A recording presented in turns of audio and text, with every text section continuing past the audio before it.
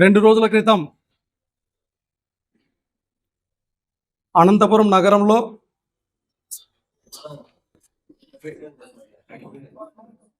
Two town police station నందు నాతో పాటి దాదాపు 23 మంది ముఖ్యమైనటువంటి మా పార్టీ నాయకుల పైన కేసులు నమోదు చేయడం అందరికీ తెలిసినటువంటి విషయమే. దానికి సంబంధించి ఒకసారి వాస్తవాలని, జరుగుతున్నటువంటి పరిస్థితులని, మా పార్టీ నాయకులకు జరుగుతున్నటువంటి అన్యాయాన్ని ప్రజలకు తెలియజెప్పాలనేటువంటి ఒక ఉద్దేశంతో ఇవాళ మీడియా సమావేశం నిర్వహించడం జరుగుతూ ఉంది. ముఖ్యంగా ఆ రోజు మా పార్టీకి సంబంధించినటువంటి మైనార్టీ నాయకుడిని దాదు అనేటటువంటి వ్యక్తిని పోలీసులు అక్రమంగా అరెస్ట్ చేయటాన్ని మేమంతా ఖండిస్తూ, ఆ రోజున దాదు వాళ్ళ తల్లిదండ్రులు కూడా ఉదయం నుంచి సాయంత్రం వరకు పోలీస్ స్టేషన్లోనే బాధపడతా ఉంటే అతనికి మేమున్నాము అనే ఒక భరోసా కల్పించడానికి, అదేవిధంగా సంబంధిత స్టేషన్ అధికారులతో చర్చించి అబ్బాయికి న్యాయం జరిగే విధంగా ప్రయత్నం చేయటంలో మేమందరం కలిసి కూడా టూ టౌన్ పోలీస్ స్టేషన్ దగ్గరికి వెళ్ళడం జరిగింది. మరి వెళ్ళటంతోనే అక్కడ ఉన్నటువంటి సిఐలు, ఆ స్టేషన్కి సంబంధించినటువంటి కానిస్టేబుల్తో సహా అందరూ కడక మేమేదో తప్పు చేశాం, ఏదో పాపం చేసినట్లు మా పైన చాలా దురుసుగా ప్రవర్తించడం కూడా జరిగింది. అదే సందర్భంలో బాధితుని పక్షాన మేము నిరసన తెలియజేయాలి, మాకు న్యాయం జరగాలనేటటువంటి ఒక ఉద్దేశంతో పోలీస్ స్టేషన్ లోపలికి రానివ్వకపోయినా అక్కడే కూర్చొని మా నిరసన తెలియజేసేటువంటి క్రమంలో అనంతపురం నగరానికి సంబంధించినటువంటి మరికొంతమంది సిఐలు కూడా వచ్చి రావడంతోనే మేమేదో తీవ్రవాదులం అన్నట్లుగా, ఏదో రౌడీలం అన్నట్లుగా, లేదంటే సంఘ విద్రోహ శక్తులం అన్నట్లుగా ఇష్టం వచ్చినటువంటి మాటలు. ఒకరేమో 200 మందిని దించుతా అంటారు ఇక్కడే, మరొకరేమో కొడకల్లారా కాల్చి పడేస్తానంటారు. మేమేదో బాధితుల పక్షాన మాట్లాడడానికి మేము వెళ్తే ఏంది జరుగుతుందిరా స్వామి ఈ రాష్ట్రంలో, ఈ స్టేషన్ దగ్గర ఏందో అంటే ఓ పక్కన ఆలోచన చేస్తూ ఉన్నాం. అరే పొరపాటుగా ఏమన్నా ఇక్కడ ఏమన్నా పోలీస్ స్టేషన్ అనేటటువంటిది ప్రజల ఆస్తినా?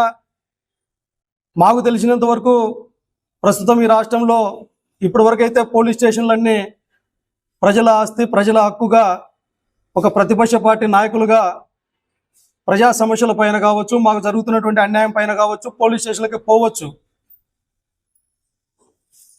మరి మాకు తెలియకుండానే ఇక్కడ ఏమన్నా చంద్రబాబు నాయుడు గారు ఏమన్నా పోలీస్ స్టేషన్లు కూడా పీపీపీ అని చెప్పి ప్రైవేట్ వ్యక్తులకి ఏమన్నా ఇచ్చేసినాడేమో మాకు తెలియనటువంటి భయం ఏర్పడతా ఉంది. ఇది కనుక ప్రైవేట్ వ్యక్తులకు ఇచ్చేసినాడు పోలీస్ వ్యవస్థను కనుక అంటే మేము పోయేదానికి కనుక వీలు లేదు అన్నట్లుగా ఒక భయంకరమైనటువంటి వాతావరణాన్ని ఆ రోజు నగరంలో చూశాం. అక్కడ ఉన్నటువంటి సిఐలు కనుక చాలా మంచివారే. ఎందుకంటే గతంలో చాలా మంచి పేరు ఉన్నది. ఎందుకు ఈ విధమైనటువంటి వాతావరణాన్ని కలగజేస్తున్నారు అనేటటువంటిది అర్థం కానటువంటి పరిస్థితి. మేము వెళ్ళింది బాధితుని పక్షాన, మీకు వీలైతే పిలిపించి 4 మాటలు మాట్లాడి కేసుకు సంబంధించినటువంటి విషయాలు మాకు చెప్తే, తర్వాత లీగల్ సెల్ టీం అంతా ఉన్నారు, వారు కూడా చర్చించి కోర్టు ద్వారా వెళ్ళటమా న్యాయపరంగా ఎదుర్కోవటమా అనేటటువంటిది జరుగుతుంది. తర్వాత డిఎస్పీ గారు రావటం, పిలిపించి మాట్లాడటం, సర్ది చెప్పడం జరిగింది. మరి ఎందుకు ఇలాంటి పరిస్థితులు ఈ రాష్ట్రంలో కేవలం వైఎస్ఆర్ కాంగ్రెస్ పార్టీ నాయకుల పైన ఒక కుట్రపూరితమైనటువంటి వాతావరణంలో మీరు కక్ష సాధింపు చర్యలకు పాల్పడుతూ ఉన్నారు అనేటటువంటిది అర్థం కానటువంటి పరిస్థితి. ఈ రాష్ట్రంలో చూస్తూ ఉన్నాం, ఎక్కడ చూసినా కూడా మహిళలపైన అఘాయిత్యాలు జరుగుతూ ఉన్నాయి, విద్యార్థులపైన జరుగుతూ ఉన్నాయి, ఎన్నో సమస్యలు ఉన్నాయి. వాటినన్నిటిని పక్కన పెట్టి కేవలం వైఎస్ఆర్ కాంగ్రెస్ పార్టీ నాయకుల పైన మాత్రమే టార్గెట్ చేసుకుంటూ ఒక్కొక్కరిని ఒక్కొక్క విధంగా ఇబ్బందులకు గురి చేస్తూ కేసులు నమోదు చేస్తూ, మేము బాధితుల పక్షాన పోతే స్వయంగా 23 మంది పైన కేసులు నమోదు చేయడం జరిగింది. ఇది ఎంతవరకు న్యాయం అనేటటువంటిది ఇక్కడ ప్రశ్నిస్తూ ఉన్నాం. ఒకవేళ కేసుల రూపంలోనూ లేకపోతే అరెస్టుల రూపంలోనూ మీరు భయపెట్టాలని చూస్తే వైఎస్ఆర్ కాంగ్రెస్ పార్టీ నాయకులు ఎవరు భయపడేటటువంటి రకం కాదు. జగన్మోహన్ రెడ్డి గారి నాయకత్వంలో వైఎస్ఆర్ కాంగ్రెస్ పార్టీ నాయకులకు అవమానాలను ఎదుర్కోవటం, బాధలను తట్టుకోవటం, కష్టాలను తట్టుకోవటం కొత్తేమి కాదు. మా పార్టీ పుట్టిందే పోరాటాల నుంచి. మీరు చెప్తా ఉన్నారు రాష్ట్ర వ్యాప్తంగా పోలీస్ వ్యవస్థ అంతా ఫ్రెండ్లీ పోలీసింగ్ అని. ఫ్రెండ్లీ పోలీస్ వ్యవస్థకి విధానాలు ఏంటి? పోలీస్ వ్యవస్థ పైన ప్రజలకు ఉన్నటువంటి భయాన్ని తొలగించి ఒక విశ్వసనీయత, ఒక నమ్మకం పోలీస్ వ్యవస్థ పైన కలగజేయటం. మరి ఈ రాష్ట్రంలో ఏం జరుగుతూ ఉంది? పోలీస్ స్టేషన్ దగ్గరికి వెళ్ళటమే పాపము అన్నట్లుగా సర్ది చెప్తా ఉండింది మేము, ఆవేశపడతా ఉండింది వాళ్ళు. స్వయంగా నేనే చెప్తా ఉన్నాను, సార్ మీరు ఆవేశపడద్దండి, ఎందుకంటే నాకు చాలా మంది దగ్గరగా ఉంటారు అధికారులందరూ, వాళ్ళందరూ దగ్గర వాళ్ళే. సార్ ఆవేశపడద్దండి, ఇది కరెక్ట్ కాదు, మేము వచ్చింది ఒక పార్టీ తరఫున, ఒక ప్రతిపక్ష పార్టీ నాయకులుగా మాకు హక్కు ఉంది, మా పార్టీ నాయకులను ఇబ్బంది పెట్టారు, మీరు చెప్తా ఉన్నారే ఈ సెక్షన్ 30 యాక్ట్ అనేటటువంటిది కేవలం మా కోసం మాత్రమే పనిచేస్తూ ఉందా, లేకపోతే టీడీపీ నాయకులకి ఏమైనా పనిచేస్తూ ఉందా అనేసి అడిగాం. ఆటోల ర్యాలీలు చేస్తున్నారు, సినిమా ర్యాలీలు చేస్తూ ఉన్నారు, గుంపులుగా టీడీపీ నాయకులు తిరుగుతూ ఉన్నారు, వాళ్ళకు లేని 30 యాక్ట్ మా కోసమే వర్తిస్తూ ఉందా? అంటే చట్టం అనేటటువంటిది అధికార పార్టీకి చుట్టమా? అంటే చట్టం అనేటటువంటిది కేవలం వేధింపులకి వైఎస్ఆర్ కాంగ్రెస్ పార్టీ నాయకులు గురి చేయడానికి మాత్రమే ఉపయోగిస్తున్నారా? అర్థం కాలేనటువంటి పరిస్థితి చూస్తూ ఉన్నాం.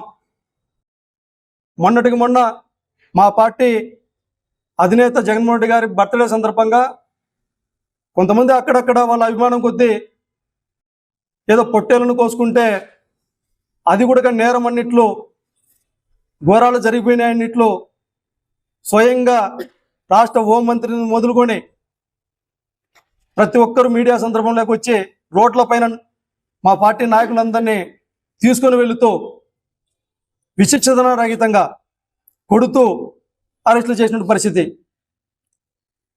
ఇదే చంద్రబాబు నాయుడు గారు ముఖ్యమంత్రిగా అయినప్పుడు కావచ్చు, లేకపోతే సంబంధిత టీడీపీ నాయకుల బర్త్డేల రూపంలో కావచ్చు, వందల మంది సమక్షంలో పొట్టేలను నరికి జంతువులని చేసి మీరు సెలబ్రేషన్ చేసుకోలేదా? ఇదే హిందూపురంలో బాలకృష్ణ గారి చిత్రపటానికి పొట్టేల తలలన్నీ ఒక దండ మాదిరిగా కట్టడం రాష్ట్రమంతా చూశాం. మరి వారికి లేనటువంటి సెక్షన్లు మాకెందుకు? ఈ రాష్ట్రంలో చంద్రబాబు నాయుడు గారి నాయకత్వంలో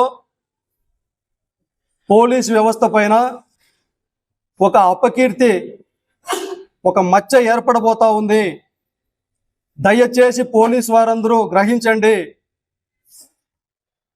ఎందుకంటే ఆ మచ్చకు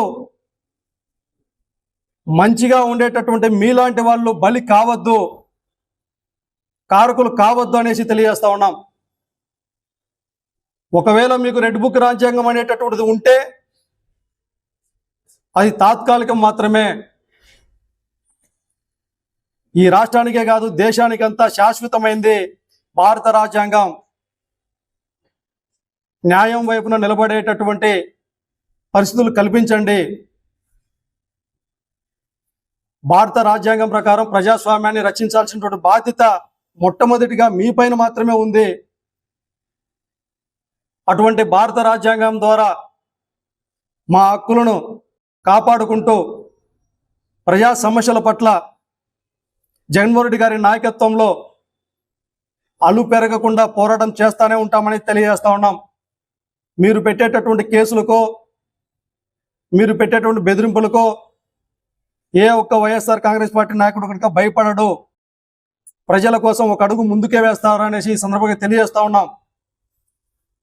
మేము కూడా దాదాపు 2005 నుంచి అంటే దాదాపు 20 సంవత్సరాలుగా ఉద్యమాలు చేస్తూ ఉన్నాం. విద్యార్థి నాయకులుగా ఉన్నాం. కేవలం రోజుకో ఒక రోజులోనో నాయకులుగా చలామణి కావడంలే. బీసీ ఉద్యమాల్లో పాల్గొన్నాం క్రియాశీలకంగా. రాయలసీమ హక్కుల కోసం పోరాటం చేశాం. ఎంతో మందితో కలిసి ఎన్నో పార్లమెంటులో ఇక్కడి నుంచి ఢిల్లీ స్థాయిలో కూడా పోరాటాలు చేశాం.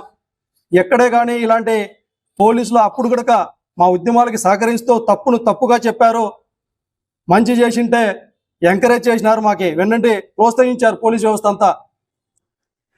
మరి ఎందుకు ఇవాళ ఈ రాష్ట్రంలో ఇటువంటి పరిస్థితులు కలిగజేస్తూ ఉన్నారు? ఒకసారి ఆలోచన చేయండి. ప్రజాస్వామ్యాన్ని కాపాడండి. ఆ బాధ్యత మర్చిపోకుండా న్యాయం వైపున, ధర్మం వైపున నిలబడాల్సినటువంటి పరిస్థితులు ఉన్నాయి. ఇదంతా కరెక్ట్ కాదు అని తెలియజేస్తూ చట్ట ప్రకారం మేము కూడా ముందుకు వెళ్తాం, ప్రజాస్వామ్యాన్ని కాపాడుకుంటామని తెలియజేస్తూ మరొకసారి కూడా పోలీస్ వ్యవస్థ గారికి ప్రతి ఒక్కరికి నూతన సంవత్సరం శుభాకాంక్షలు తెలియజేస్తూ కనీసం నూతన సంవత్సరంలో అయినా కూడా మీ విధుల్ని న్యాయంగా, ధర్మంగా నిర్వర్తించాలనేసి కోరుకుంటూ భవిష్యత్తులో మా యొక్క పోరాటాన్ని, మా యొక్క జగన్మోహన్ రెడ్డి గారి నాయకత్వంలో ప్రజల పక్షాన నిరంతరం కృషి చేస్తూ ఉంటామని తెలియజేస్తూ ఉన్నాం ఈ సందర్భంగా.